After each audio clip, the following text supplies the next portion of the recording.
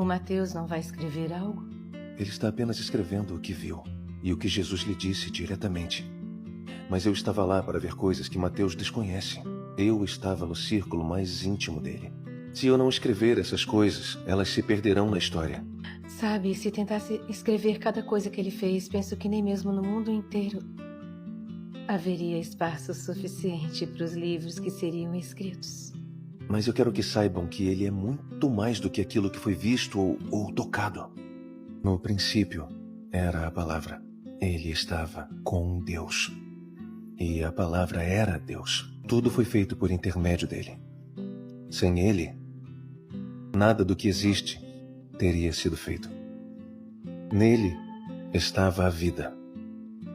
E esta era a luz dos homens.